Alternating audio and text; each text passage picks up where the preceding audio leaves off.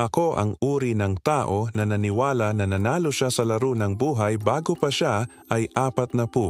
Pinagsama-samang kumpanya, nakakainggit na kasal, mga paglalakbay sa ibang bansa, mga imbitasyon na magsalita, mga pabalat ng magazine. Ako ang pangalan na nagbigay inspirasyon. Ang mukha ng tagumpay, ngunit walang nakakakita ng bitak sa dingding kapag natatakpan ito ng magandang larawan. Ang katotohanan ay ang 5 desisyon, 5 tahimik na pagkakamali ay halos humantong sa akin sa ganap na kahirapan. Hindi lamang ang pinansyal, ngunit ang pinakamasama sa lahat, ang kaluluwa.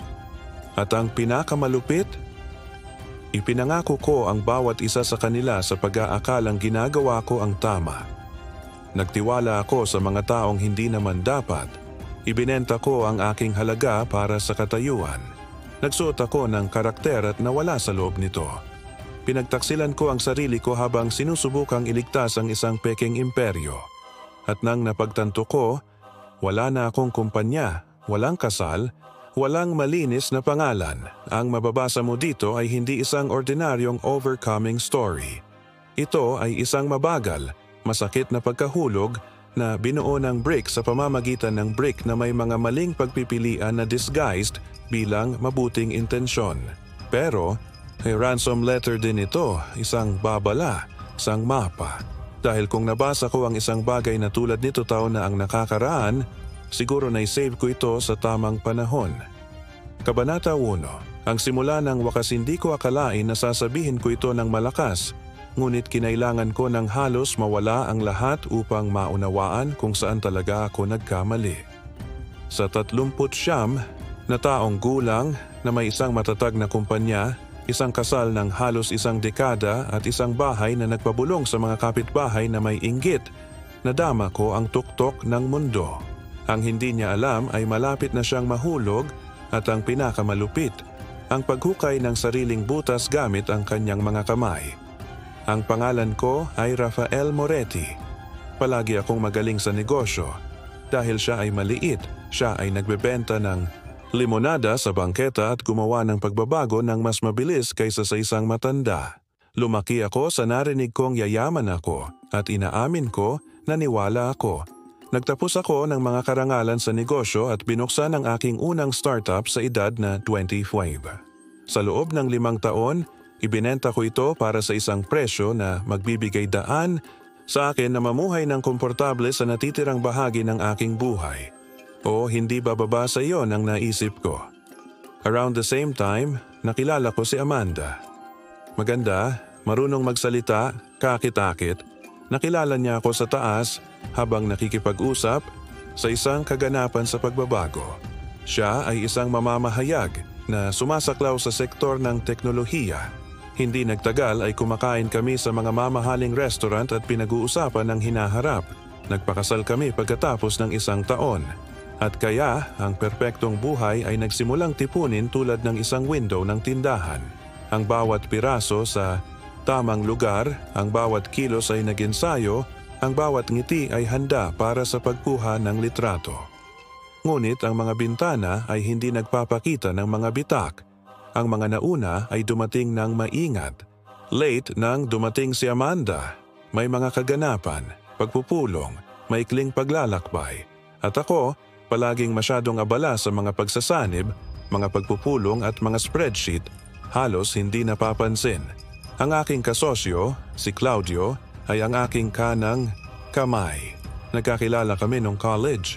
Isang charismatic na lalaki mas palakaibigan kaysa sa akin, na may kakayahang magbenta ng yelo sa Alaska. Ako ang bahala sa pananalapi, siya ang bahala sa mga commercial. Nagtrabaho kami na parang 2 engine na nakasync hanggang sa tumigil kami sa paggana. Sa isang maulan na gabi pabalik mula sa isang business trip na napansin ko ang unang pagliban. Umuwi ako ng maaga, nakapatay ang mga ilaw. Hindi. Sinasagot ni Amanda ang telepono. Isang maikling mensahe sa WhatsApp ang nakasulat. Mahabang gabi. Matulog ng maaga. Mahal kita. Hindi ko pinansin ang kabagabagan na namumuo sa aking tiyan. Sa kaibuturan ko, mas pinili kong hindi ito maramdaman. Napagod ako. Ngunit iyon lang ang una sa maraming mahabang gabi para sa kanya at para sa akin kahit na sa iba't ibang dahilan. At kaya nagsimula ang spiral. Ang pakiramdam na may mali, ngunit ang katiyakan na ito ay magiging labis upang harapin. Pinagtaksilan ko ang aking sarili sa pamamagitan ng pagpapasya na hindi ito makita. Pinagtaksilan ko ang sarili ko sa pamamagitan ng pananahimik. Ang tagumpay ay may presyo kapag ito ang naging tanging barometro ng iyong sariling buhay. At naibenta ko na ang aking kaluluwa para mapanatili ang pamantayang iyon, ang imaheng iyon, ang babaeng nasa tabi ko, kahit na hindi ko alam kung siya pa rin, sa katunayan, sa tabi ko. Noong mga araw na iyon, hindi ko napapansin. Ngunit sa sandaling iyon, nabubuhay na ako sa simula ng wakas. Kabanata 2, ang unang pagkakamali. Pagtitiwala ng bulag magtiwala. Parang napakasimple, kailangan. Sa anumang relasyon, mapagmahal, profesional, pamilya, ang tiwala ay ang hindi nakikitang pundasyon na sumusuporta sa lahat. At ito ay tiyak dahil ito ay hindi nakikita na kapag ito ay nasira, ito ay nagiging sanhi ng isang putok na walang nakakakita na darating. Si Claudio ay palaging ang uri ng taong marunong pumasok sa isang silid at mangibabaw sa kapaligiran. Charismatic, nakangiti, na may mga handang biro at catchphrase na nanalo kahit na ang pinaka-nag-aalinlangan na mamumuhunan. Siya ang naging tulay sa pagitan ng aming produkto at ng merkado, at sa mahabang panahon naisip kong matatag ang tulay na iyon, hanggang sa napagtanto kong napakaraming butas ang hindi dapat pansinin. Nagsimula ang lahat sa isang panukala para sa internasyonal na pagpapalawak. Si Claudio ay lumitaw sa opisina na nagniningning ang kanyang mga mata, nagsasalita tungkol sa isang investment fund sa Dubai na handang mag-iniksyon ng milyon-milyong kapalit ng malaking bahagi ng kumpanya. Ito ay nakatutukso, ngunit nangangailangan ito ng mabilis na mga desisyon. Kunin mo o iwanan mo, sabi niya. At ako na nasilaw sa pananabik, kinuha ko ito. Kami ay pumirma ng mga kontrata. Muling binago ang chart ng organisasyon, nagsagawa ng isang press conference. Ngunit ang milyon-milyong hindi dumating, mga pangako lang ang dumating. Bureaucracy, internasyonal na paglipat, mga huling yugto, palaging isang handa na dahilan. Sa sandaling iyon nagsimula akong magsuri ng mga dokumento, mga linyang napakaliit sa mga kontrata, mga sugnay na hindi napapansin. At naroon ito, umiral ang pondo, oo, ngunit ang opisyal na kinatawan ay walang iba kundi si Claudio mismo. Higit pa rito, bumiyahe si Amanda sa Dubai sa parehong linggo ng sinasabing negosasyon. Ikinonekta ko ang mga tuldok sa isang kabagalan na nakakahiya sa akin hanggang ngayon. Magkasama sila sa trip na iyon. Higit pa, mayroon din siyang kapangyarihan sa pagboto sa kontrata na pinahintulutan ko. Akala ko ito ay isang kilos ng pagtitiwala. Ang mag-asawa ay gumagawa ng mga desisyon ng magkasama. Sa pagsasagawa, ito ang perpektong yugto para sa isang pagtatanghal. Nasaktan ako ng emosyonal na pagtataksil. Ngunit ang pagkakanulo sa pananalapi na nagpapahinga sa akin. Tinawagan ko si Claudio para makipag-chat. Siya ay dumating na may parehong gaan gaya ng dati, ngunit ang mga mata ay iba. Iniwasan nila ako. Sinabi ko na lahat ito ay bahagi ng isang mas malaking diskarte, na si Amanda ay kasangkot lamang bilang suporta, na nakikita ko ang mga bagay na wala. At muli, sumuko ako. Nagkunwari akong naniniwala. Pumirma ako ng bagong kasunduan sa muling pagsasaayos upang i-save ang kumpanya. Pumayag akong ibenta ang bahagi ng aking mga personal na ari-arian upang mapanatili ang mga operasyon. Iyon ang una kong malaking pagkakamali. Nagtitiwala ng walang taros. At hindi lang sa kanila, kundi sa sarili ko, sa lalaking inakala kong ako na. Yung lalaking hindi nagkamali, ang negosyanteng hinding-hindi maloloko, ang asawang may kontrol sa sarili niyang tahanan. Sa oras na iyon, nagsimula akong magising sa kalagitnaan ng gabi, na ang bilis ng tibok ng puso ko, sa malamig na pawis, na may tanong na bumabagabag sa isip ko. paano kung kasinungalingan ang lahat ng ito, ngunit ang takot sa sagot ay nagpabalik sa akin sa pagtulog o magpanggap na natutulog. Nabubuhay ako sa isang pantasya, isang perpektong kasal, isang perpektong lipunan. Ngunit iyon ay harapan lamang ng isang bahay ng mga baraha at ang simoy ng realidad ay humihip na ng napakalakas para hindi pansinin. Kabanata 3. Ang ikalawang pagkakamali. Pag-una sa mga hitsura ang hindi nakikita ng mga mata, hindi ipinapakita ng Instagram. Ito ang tahimik na lohika ng aming buhay at sinunod ko ito sa liham ng napakatagal. Sa yugtong ito, ang aking prioridad ay upang mapanatili ang aking imahe. Ang bahay ay laging maayos, ang asawa ay laging elegante. Ang mga hapunan ay hinugasan ng mamahaling alak at ang mga paglalakbay na nakadokumento sa mga filter na nagtatago ng anumang mga bitak. Walang kailangang makaalam. At kung walang nakakaalam, maaring hindi ito totoo. Ang pangalawang pagkakamali ay ito, nabubuhay upang suportahan ang isang gintong kasinungalingan. Kahit na nasa krisis ang kumpanya at nasakalang cash flow, nagpatuloy ako sa paggastos na parang kontrolado ang lahat. Ito ay isang pagtakas, syempre. Sa bawat bagong suit, Swiss watch o hapunan sa Fasano, sinubukan kong bumili ng kaunting respeto sa sarili, kaunting normalidad. Ngunit ang bayarin, gaya ng dati, ay dumarating at naging mabigat. Parang mas excited pa si Amanda sa teatro na ito. Habang humihigpit ang katotohanan, mas hinihingi nito ang mga kaganapan, pagpapakita, hapunan kasama ang mga taong mahahalaga. Siya ay naging isang uri ng public relations manager para sa aming emosyonal na pagkabangkarote. Ang mga ngiti sa mga kwento ay nagtatago ng mga talakayan sa likod ng mga eksena. Ang mga halik sa publiko ay kinansela ang malamig na katahimikan sa bahay. At pinayagan ko dahil ang pag-amin sa breakdown ay pag-amin na nawalan ako ng kontrol. Isang gabi, dumalo kami sa isang charity gala. Si Amanda ay nakasuot ng mahabang pulang damit na nakakaakit ng atensyon saan man siya magpunta. Nagsuot ako ng suit na hiniram ko sa isang kaibigan dahil naibenta ko na ang bahagi ng aking designer wardrobe para mabayaran ang panandaliang utang. Doon, sa pagitan ng mga toast at tapik sa likod, narinig ko ang dalawang negosyante na nagkomento tungkol sa henyo ni Rafael at ang mag-asawang pangarap. Muntik na akong matawa, pero napalunok ako. Nang gabi ring iyon, habang tumutunog ang mga flashbulbs, nakita ko si Claudio sa isang sulok ng silid. Mag-isa, isang baso sa kamay, ang mga mata ay gumagala. Parang wala sa lugar ang tungkol sa kanya. Lumapit ako. Nag-small, yatok kami. Ngunit ang kailangan lang ay isang komento. Ikaw pa rin ang may kontrol sa lahat, tama?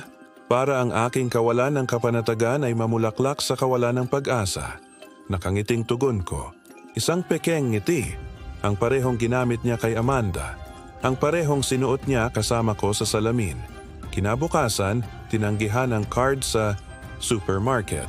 Kunwaring nagulat si Amanda. Ngunit nakita ko ito sa kanyang mga mata. Alam na niya. Mula noon, sinimulan kong bilangin ang maliliit na pagkatalo. Isang demand letter, isang kaibigan na tumigil sa pagsagot sa aking mga tawag.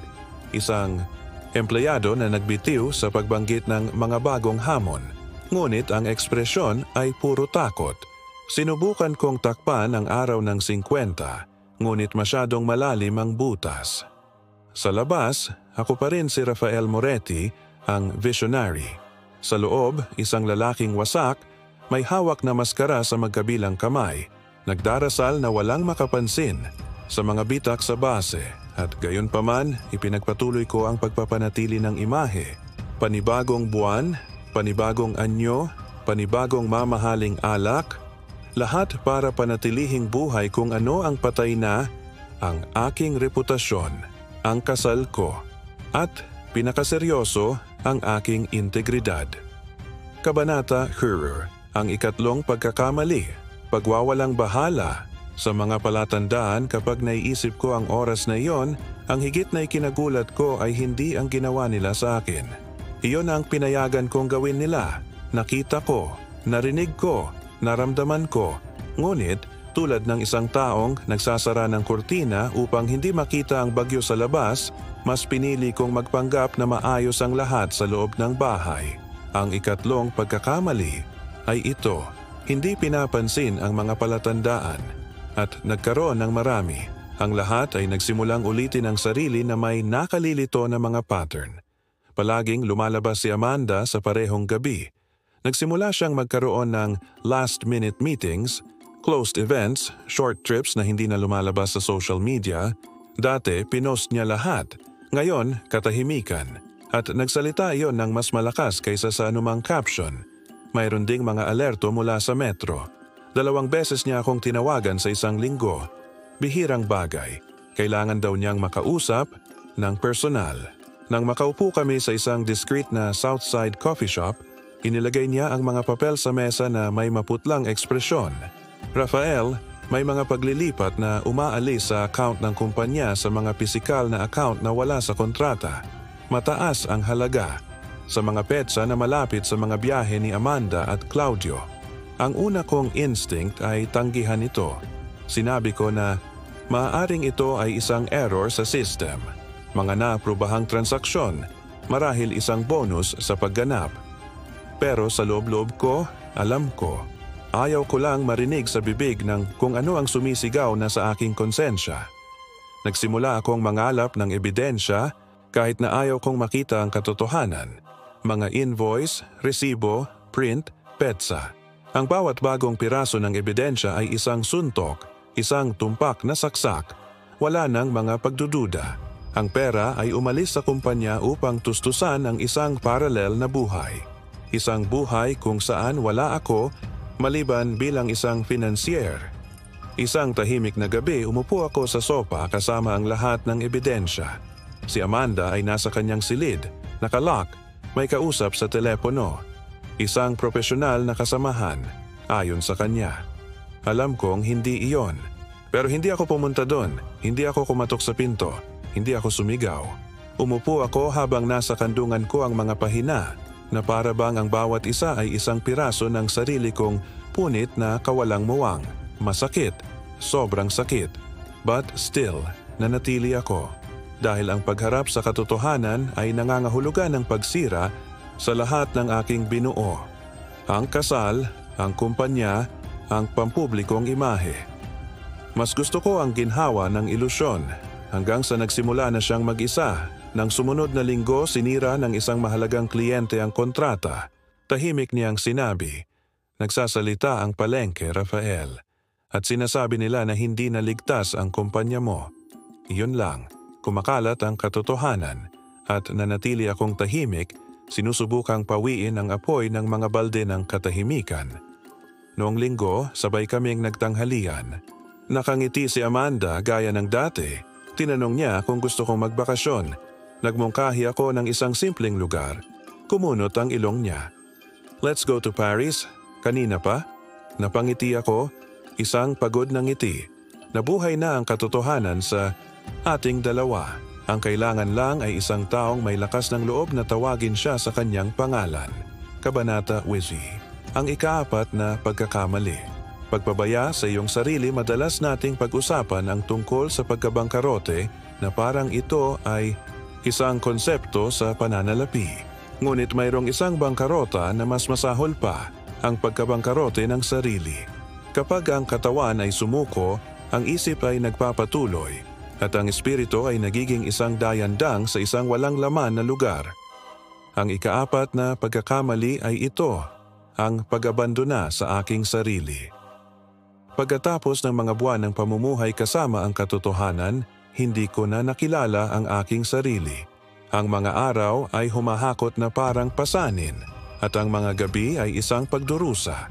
Ang pagtulog ay naging isang bihirang pribilehiyo.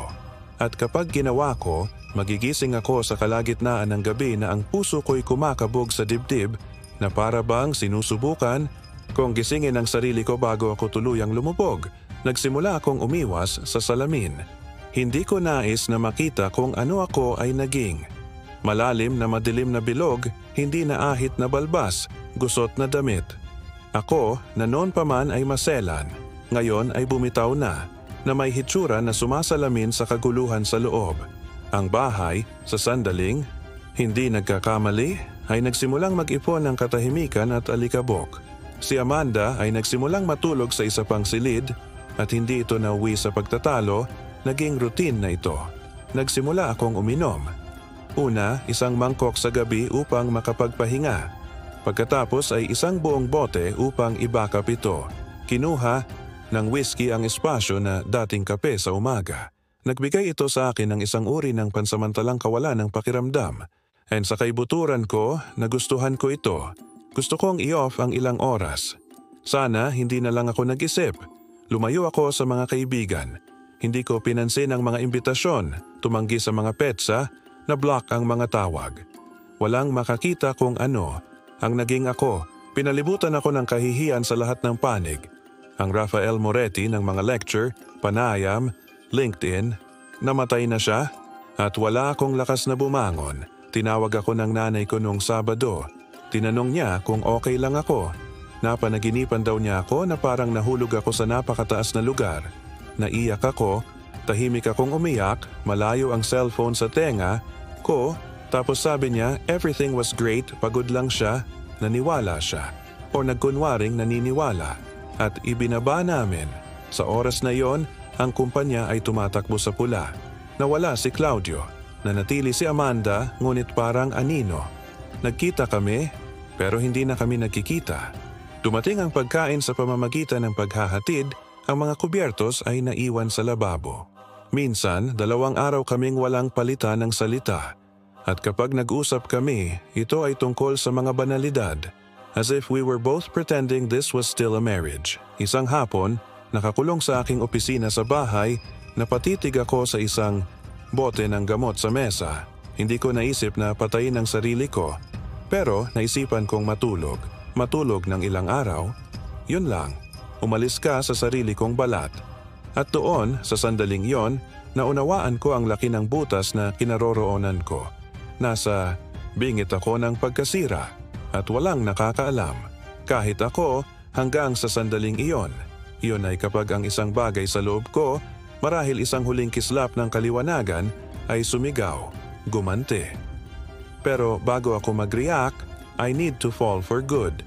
Dahil kung minsan sa ilalim ng bato nahanap natin ang salpok na bumalik sa ibabaw, at wala pa ako doon. Kabanata 6, ang ikalimang pagkakamali.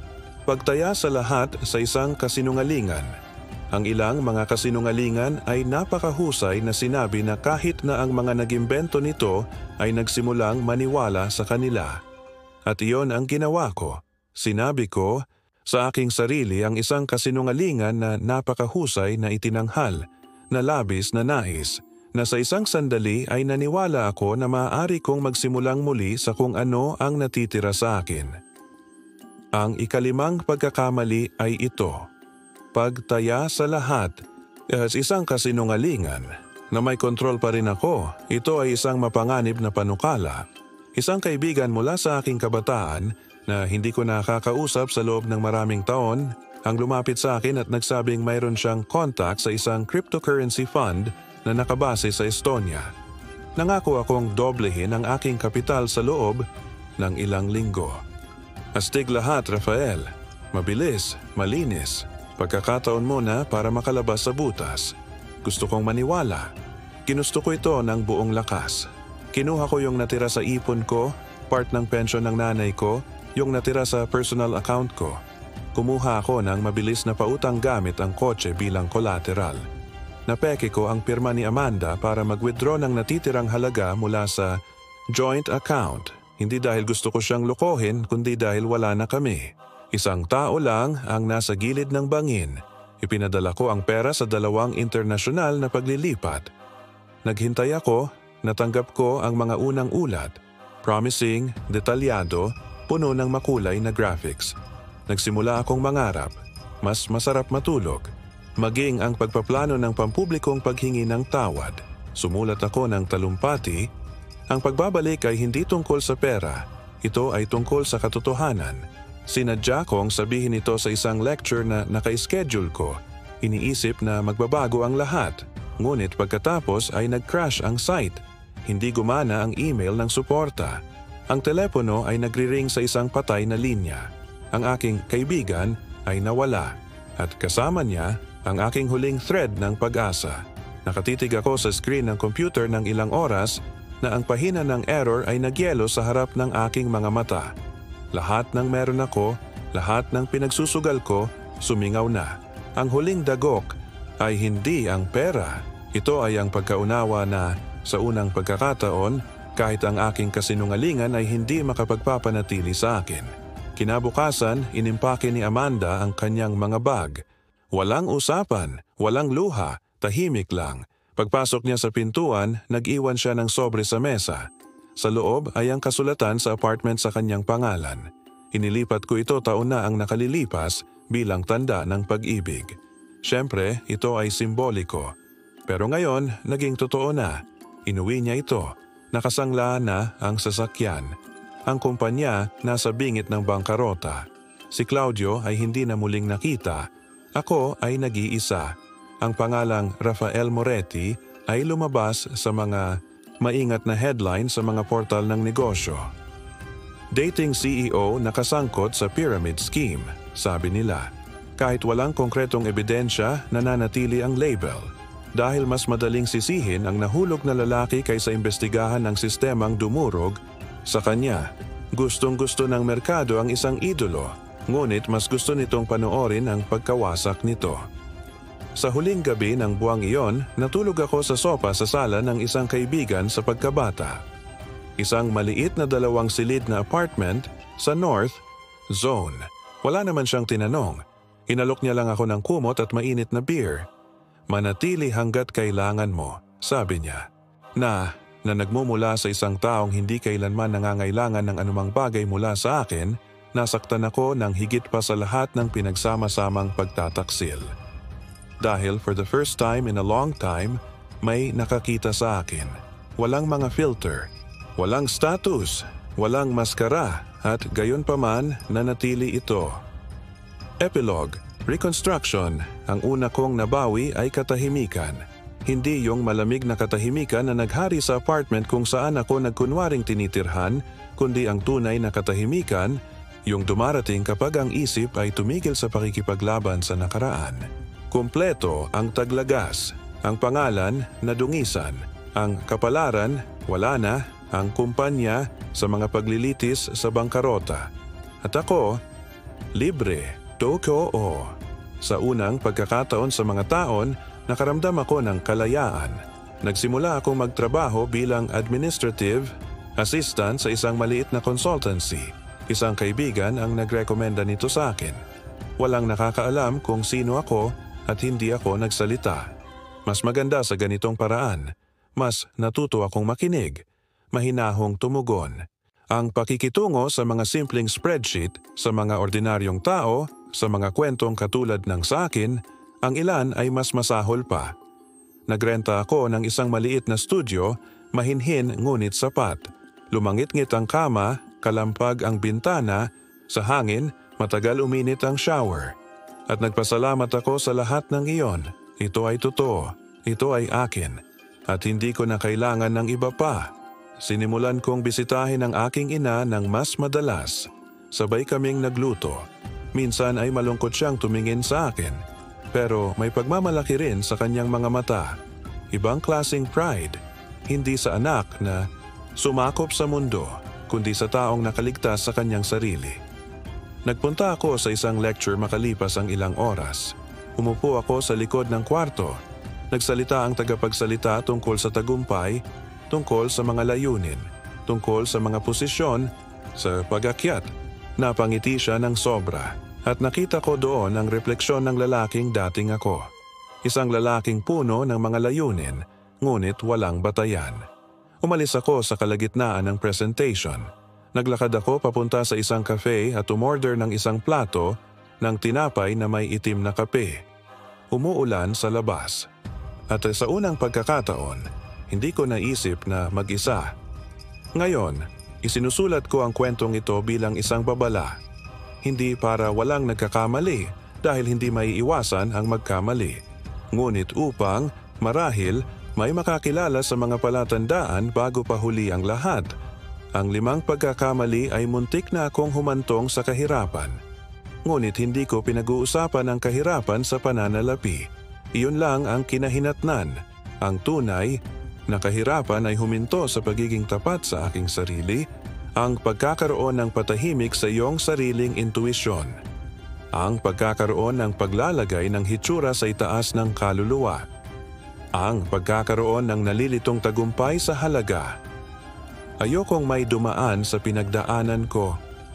Ngunit kung ito ay pumasa, naway, magkaroon ito ng lakas ng loob na bumangon muli hindi sa palakpakan, kundi sa katahimikan. Hindi sa mga pampublikong tagumpay, ngunit sa pribadong dignidad. Ngayon, ako na lang si Rafael, at sa unang pagkakataon, sapat na iyon para sa akin.